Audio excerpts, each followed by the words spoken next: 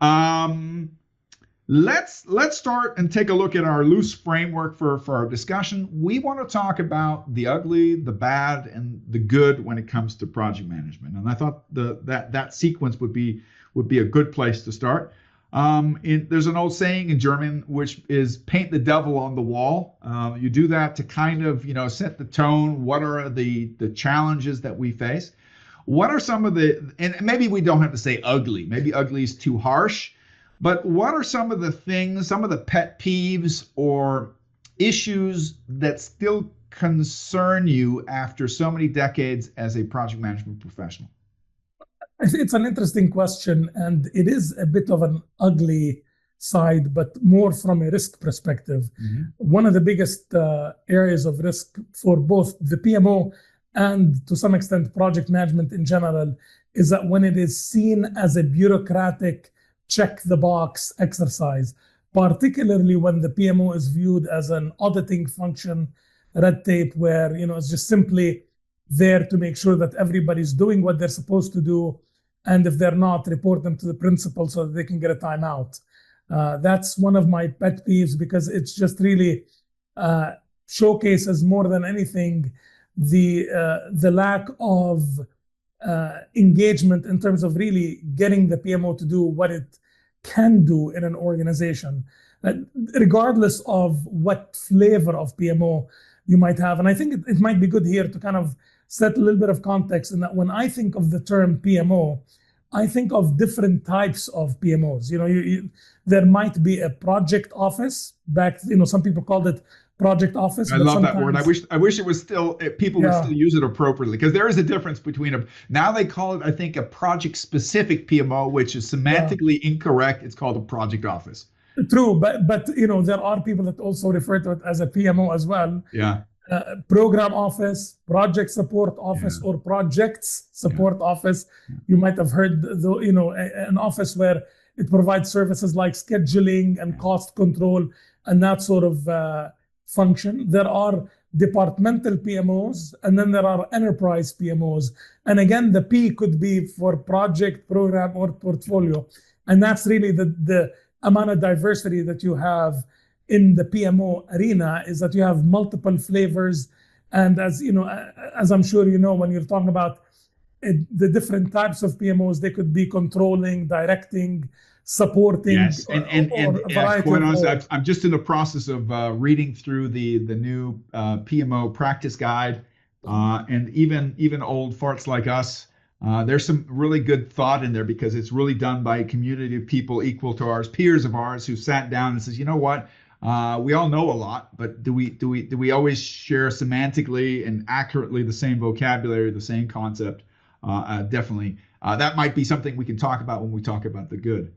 Absolutely. I think one comment that I would have related to this, and this has influenced the way that I look at things initially. If you look 20 years ago, I was a lot more idealistic about the way that I approached project management standards. And I used to think that it was a huge weakness, perhaps part of the ugly side, that we didn't have a common definition and agreed upon framework for PMOs. And while it's fantastic that the PMO guide is out, the practice guide standard is out, and it is a huge step in the right direction, I think part of the power of PMO and diversity is that it has to fit the context of the organization and the needs. So in my view now, it's okay for it to be different flavors, different types, different mandates, because the reality of the matter is the value that it brings to the table has to be specific to the needs of the organization. Yeah. If I may piggyback another thought, because we're still talking about the ugly. We're going to deep dive on some of these ugly points, because I think they need to be fleshed out a little bit, but go ahead.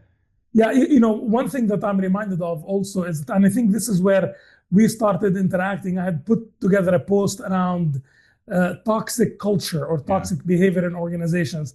I think that one part of ugly definitely has to do with the toxic behavior in organizations. And I think that when you're thinking of toxic behavior, it can happen at the individual level, the team level, or the organization level. And I think that certainly toxic behavior at a PMO level can also be part of that ugly side in the sense that if people are not aligned, they don't have a common goal that they're going after, they don't have shared values.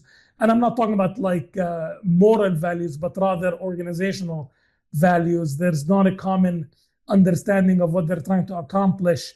That brings about toxic behavior in terms of negative competition, showmanship, upmanship, trying to outdo each other, especially when interacting with executives.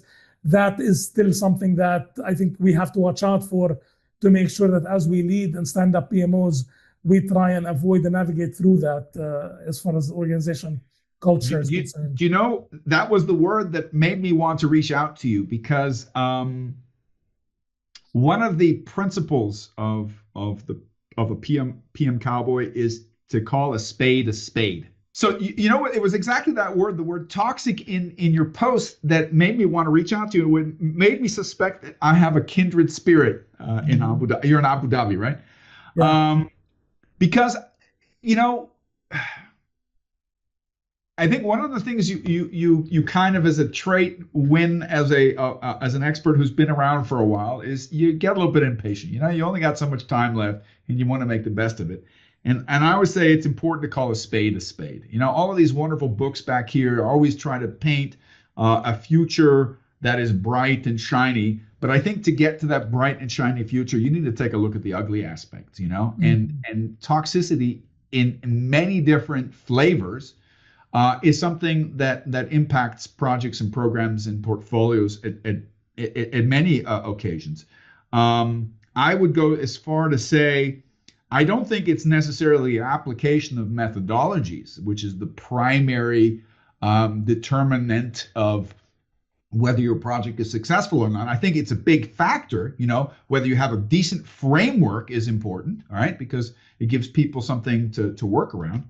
But I think it's the human factor, the psychological factor, sometimes even unbeknownst to the stakeholders who are being toxic.